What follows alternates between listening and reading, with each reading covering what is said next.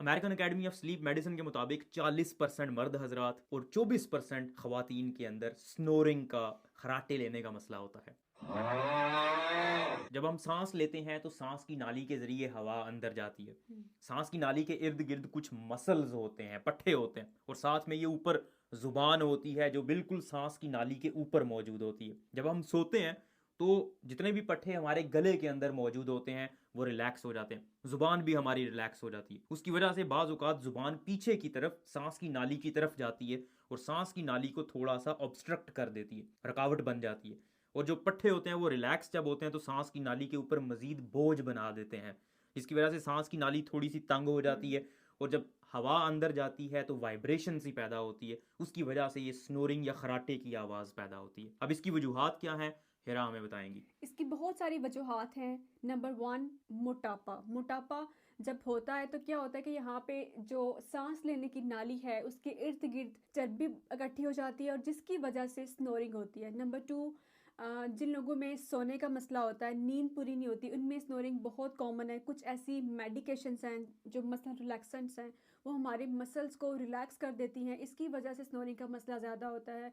या जिन लोगों को क्रोनिक एलर्जी का मसला होता है, यानी लंबे अरसे से जिन जिन लोगों को नाक की एलर्जी रहती है, उन लोगों में स्नोरिंग का मसला ज़्यादा होता है। प्रेगनेंसी में स्नोरिंग बहुत कॉमन हो जाती है। वो लोग जो कमर के बल सीधा लेटते हैं उनके अंदर भी स्नोरिंग का मसला ज़्यादा होता है, इसलिए कहते हैं कि साइड पे होके सोना चाहिए। बिल्कुल, जब आप सीधे लेटते हैं कमर के बल तो आपकी जुबान पीछे हम्म। की तरफ जाती है, उसकी वजह से स्नोरिंग होती है, खराटे लेते हैं। तो अगर आप एक साइड पे लेटेंगे तो उसकी वजह से ये प्रॉब्लम नहीं होती। अच्छा शोएब, आपको बताएंगे एक बहुत इंपॉर्टेंट एक्सरसाइज है जो हम्म आप लोगों ने भी करनी है अगर आपको स्नोरिंग का मसला है। ये चम्मच मैं अपने साथ लेकर आया हूँ आप लोगों को। स्नोरिंग की देखें, स्नोरिंग जो है वो बहुत कॉमन है। नॉर्मली लोगों में ये प्रॉब्लम नहीं करती इतनी ज़्यादा, लेकिन कुछ लोगों में कोई अंडरलाइंग प्रॉब्लम हो सकती है। हम्म। इसलिए किसी को भी अगर स्नोरिंग हो या एकदम से स्नोरिंग, खराटे लेना एकदम से किसी ने शुरू कर दी है, तो उसको डॉक्टर के पास ज़रूर जाना चाहिए, इवैल्यूएशन हो जाए, ताकि आपको कोई शक ना रहे कि ये किसी अंडरलाइंग वजह से तो नहीं है। अब स्नोरिंग के लिए जो कुछ एक्सरसाइजेज हैं, देखें आप, मैंने आपको बताया कि जो पट्टे होते हैं वो कमज़ोर पड़ जाते हैं, उसकी वजह से आपको स्नोरिंग होती है, खराटे लेते हैं आप। अब इन पट्ठों को आपने मजबूत करना है। कुछ एक्सरसाइजेज हैं, कुछ वर्जिशें हैं जिनसे आप अपने इन पट्ठों को मजबूत कर सकते हैं। हम्म। तो पहले नंबर पे देखें, आपने अपनी ज़ुबान को मजबूत करना है और आपने अपने इन गले के पट्ठों को मजबूत करना है। तो आप करेंगे क्या, ये चम्मच ली और अपनी ज़ुबान को बाहर निकालना है और इस चम्मच को ज़ोर लगाना है, इस चम्मच पे ऐसे करके। जब आप ऐसे करेंगे तो एक तो जुबान से जब आप इसको टच करेंगे चम्मच को और जोर लगाएंगे तो आप महसूस करेंगे यहाँ पे आपके जोर लग रहा है। तो ये पट्टे, इनकी वर्जिश होती है और ये थोड़े मजबूत होते हैं। हम्म। तो पहली वर्जिश ये हो गई, आपने 3-4 दफ़ा ऐसे करना है।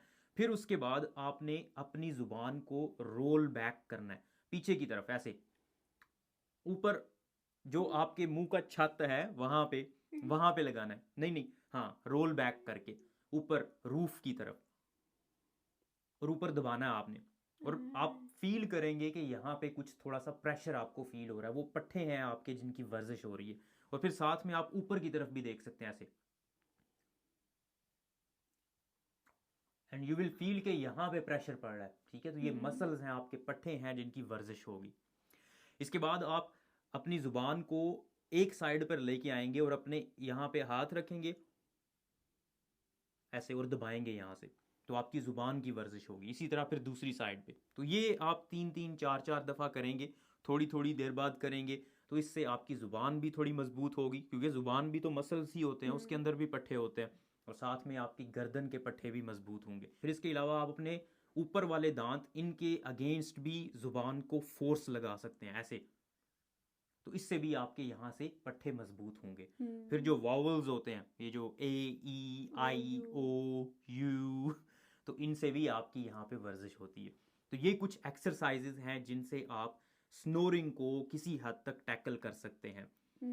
लेकिन ज़्यादा इम्पोर्टेंट वही है कि जो मसला है, अगर आप में ओबेसिटी है, मोटापा है, उसको आपने कंट्रोल करना है। अगर आप सिगरेट पीते हैं तो कोशिश करेंगे उसको छोड़ दें, क्योंकि smoking is a big risk factor of snoring. इसके अलावा स्ट्रेस की वजह से भी हो सकता है। देखिए, जब भी हम्म। आपको स्ट्रेस होती है आपकी नींद पूरी नहीं होती। जब आपकी हम्म। नींद पूरी नहीं होगी तो उसकी वजह से स्नोरिंग, जितना आप ज़्यादा थके हुए होंगे आपकी नींद पूरी नहीं होगी तो आपको स्नोरिंग का मसला ज़्यादा हो सकता है। तो अगर आपकी नींद किसी और वजह से पूरी नहीं हो रही तो उसको ठीक करें। स्ट्रेस है तो स्ट्रेस की मैनेजमेंट करें। स्ट्रेस मैनेजमेंट पे मैंने एक कंप्लीट वीडियो बनाई हुई है कि स्ट्रेस को कैसे मैनेज बहुत किया अच्छी जाता वीडियो है। है। लिंक मैं नीचे डिस्क्रिप्शन में दे दूंगा। इसके अलावा आप अपने सराहने वाली साइड को थोड़ा सा ऊंचा कर सकते हैं। उससे आपकी नेक थोड़ी सी पोजीशन में आ जाती है कि सांस की नाली थोड़ी बेहतर तरीके से खुली रहेगी और उसकी वजह से भी स्नोरिंग बेहतर हो सकती है। अल्कोहल भी एक रिस्क फैक्टर है, तो अगर कोई अल्कोहल का इस्तेमाल करता है तो वो उसको कट डाउन कर दे तो उससे भी उसकी स्नोरिंग ठीक हो सकती है। स्नोरिंग नॉर्मली बहुत ज़्यादा प्रॉब्लम्स कॉज नहीं करती, लेकिन अगर स्नोरिंग ज़्यादा हो जाए तो बाज़ औक़ात एक कंडीशन हो जाती है जिसको ऑब्स्ट्रक्टिव स्लीप एपनिया कहते हैं। ये ऑब्स्ट्रक्टिव स्लीप एपनिया क्या होता है? जब आप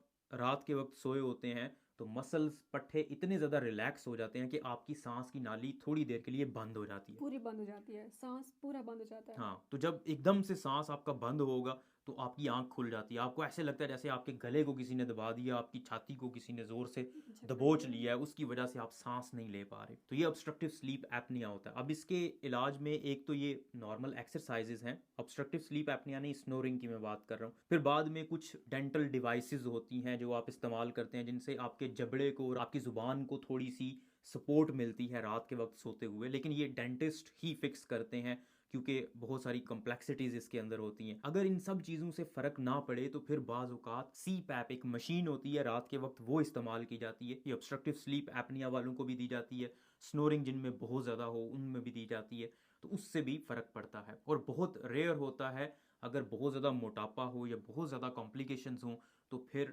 सर्जरी भी बाज़-औक़ात तजवीज़ की जाती है। स्नोरिंग एक ऐसी चीज़ है जो बहुत सारे लोगों को डिस्टर्ब करती है। जो बंदा सो रहा होता है उसको तो कम ही डिस्टर्ब करती है, लेकिन जो उसके साथ होता है उसको उसको ज़्यादा पता चलता डिस्टर्ब है। करती है।